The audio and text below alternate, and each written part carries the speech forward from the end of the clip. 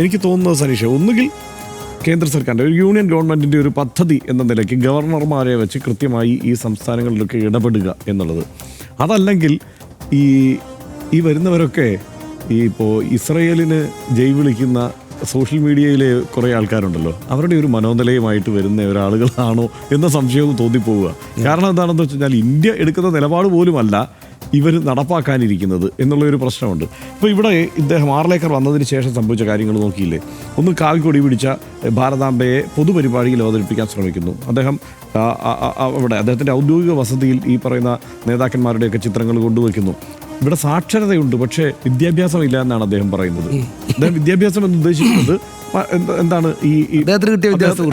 ആയിരിക്കാം എന്തായാലും ഒന്നത്. പിന്നെ ഹിന്ദി രാഷ്ട്രഭാഷയാണ്, മലയാളം ദേശത്തിൻ്റെ ഭാഷയാണ് എന്നതേ പറഞ്ഞു. അതായത് ഹിന്ദി രാഷ്ട്രഭാഷയാണ്, അതിനെ ആ രീതിയിൽ അംഗീകരിക്കുകയും ഭാഷയുടെ പേരിൽ നിങ്ങൾ തമ്മിൽ തല്ലുണ്ടാക്കരുത്.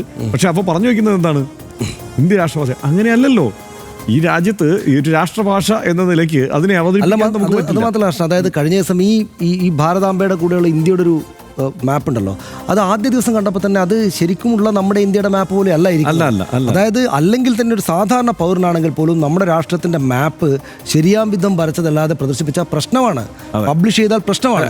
അപ്പോഴാണ് ഇതുപോലെ ശരിയല്ലല്ലോ എന്ന തോന്നൽ നമുക്കുണ്ടാകുന്ന ഒരു ഇന്ത്യൻ മാപ്പ് രാജ്ഭവനകത്തിരിക്കുന്നത്. അത് ഇന്ന് ആരും എന്തുകൊണ്ട് പറയുന്നില്ല എന്ന് പറഞ്ഞപ്പോൾ ഇന്ന് ഭാരതം എന്ന നിലയ്ക്കാണ് അത് പ്രദർശിപ്പിക്കാൻ അവർക്ക് അവകാശമില്ല. അതെ, അതാണ് അതിപ്പോ ഇന്ത്യയുടെ മാപ്പ് അവകാശം നമ്മുടെ അതിർത്തി കൃത്യമായിട്ട് വരച്ചു വെച്ചിരിക്കുന്നതാണ്. ആ മാപ്പ് അങ്ങോട്ടോ ഇങ്ങോട്ടോ മാറിയാൽ അത് രാജ്യദ്രോഹത്തിന് കേസെടുക്കാറുണ്ടല്ലോ.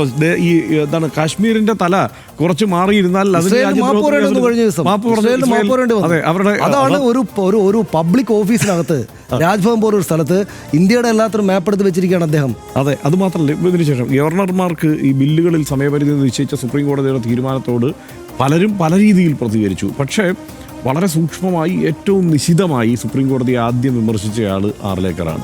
അതായത് അപ്പോൾ നമ്മൾ മനസ്സിലാക്കേണ്ടത് എന്താണെന്ന് വെച്ച് കഴിഞ്ഞാൽ ഇതൊരു യൂണിയൻ ഗവൺമെൻറ്റിൻ്റെ ഒരു പദ്ധതി തന്നെയാണ്, അല്ലെങ്കിൽ അവർ ആ രീതിയിൽ തന്നെയാണ് കണക്കാക്കുന്നത്. ഗവർണർമാരെ അവരുടെ പ്രതിപക്ഷത്തു നിന്നുള്ള പാർട്ടികൾ ഭരിക്കുന്ന സംസ്ഥാനങ്ങളിൽ ഈ നിലയ്ക്ക് കൈകാര്യം ചെയ്യണം. അതല്ലെങ്കിൽ ഫെഡറൽ തത്വങ്ങളുടെ എല്ലാ ആ ഒരു സാധ്യതകളെയും അവിടെ ഇല്ലാതാക്കുക എന്നുള്ള ഒരു ശ്രമം ഗവർണർമാരുടെ ഭാഗത്തു നിന്നുണ്ടാകുന്നു. അത് തന്നെയാണ് നമ്മൾ തൽക്കാലം മനസ്സിലാക്കേണ്ടതെന്നാണ് എനിക്ക് തോന്നുന്നത്.